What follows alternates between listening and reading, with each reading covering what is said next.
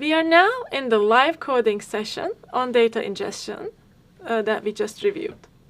For the rest of this notebook, we will use a movie dataset from the Movie Lens website. The dataset we use should be in your folder for week 4 under a directory called Movie Lens. Please make sure you locate it before we get started. So I hope you're ready. Let's view the contents of that Movie Lens directory. Here we will use !ls and we'll say the Movie Lens in this directory /movie lens. I'll run that, and I see that I have the readme.txt, genome tags.csv, movies.csv, and some other CSV files in that directory.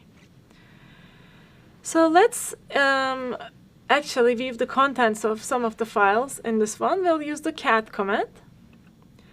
Here I'll run the cat command and give movies.csv as the input to it. This will take a while. You'll know that it's running. If you see the star here right next to in, that means your kernel, the Jupyter kernel in the background, is processing the command that you've written. We are already seeing some partial output. We see that there are some comma-separated files in that directory, and we are running cat to display the contents of movies.csv file, and we will see that in there that there are many lines that are similar in format. They have the values for movie ID, title, and genres separated by commas. This is what they mean when we say comma-separated value. These 3 values, 8, for example, and Tom and Hawk, 1995, and Adventure Pipe Children, are separated by commas, and they'll be turned into columns in our data frame when we go to load that. Let's go and check the first line in this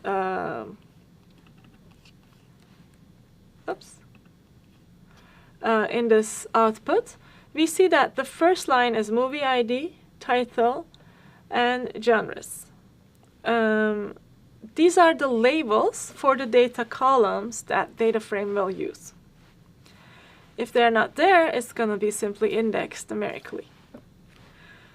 Now let's find out how many movies exactly by piping the output of this command into the WC command with the -L option.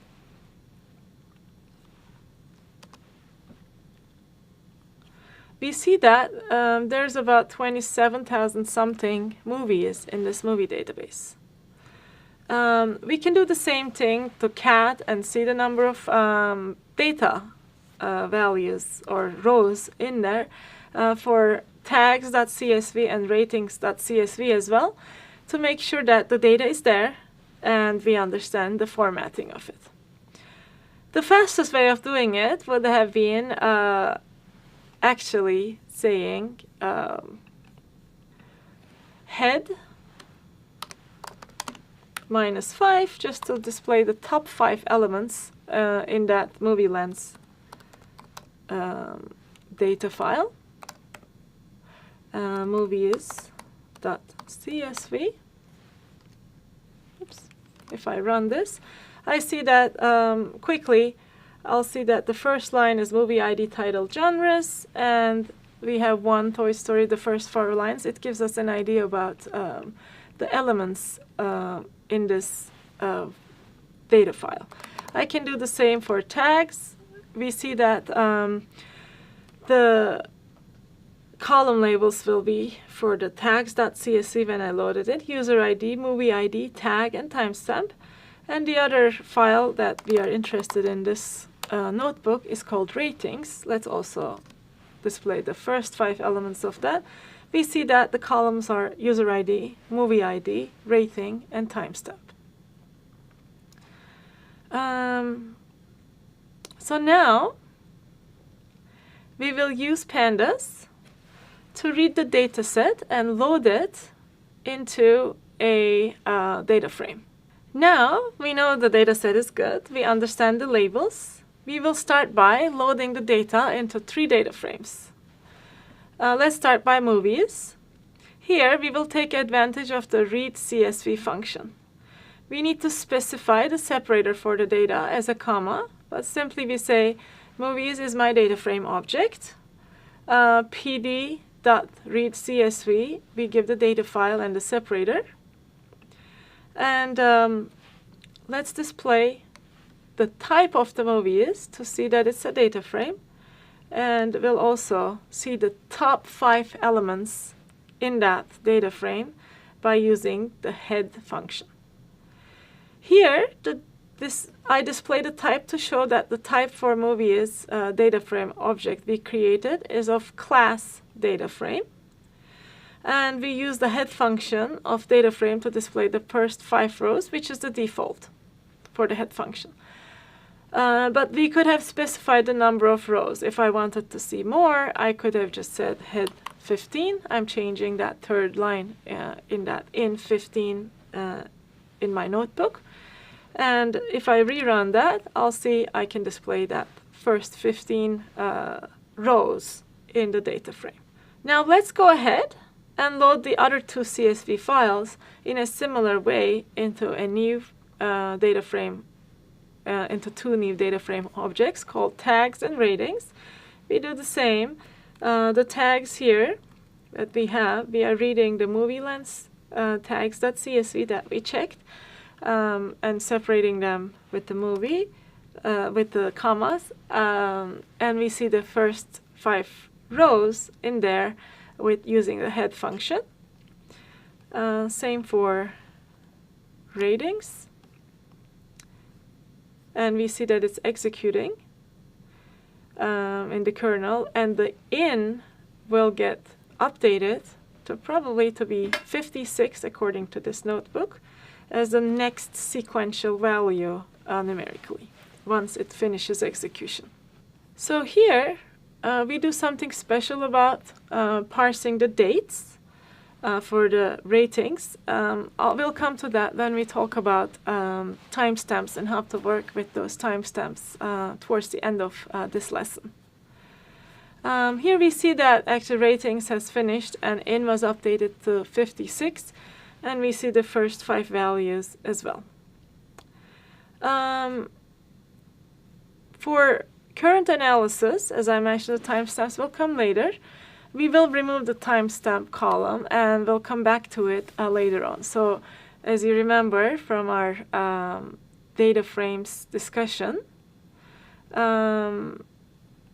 we can use del ratings timestamp, give the index or label for that column, and drop it or delete it from the data frame. So ratings and tags won't have timestamps anymore. Okay, so we have 3 data frames. Now let's review how we can interact with the object using series and data frame functions. Let's first extract the first row in tags. It's space. The type of that first row we see is a series. And if we print that first row, we'll see that the user ID, movie ID, and tag are indexes for the values that we have for example, user ID 18. And if you are confused about these indexes, the same rule about the series applies. You can say row underscore 0, which is our variable name for that series object, index, and it gives us the index values. And you can use those indexes to get the value indexed by that label. You can also do some Boolean operations. You can say, is rating in row 0? Can I get the rating out of it? As you see, the index has user ID, movie ID, and tag, so there's no rating there. So it will evaluate to being false. Now let's use some data frame functions to work with the data frame. We've already seen head. an index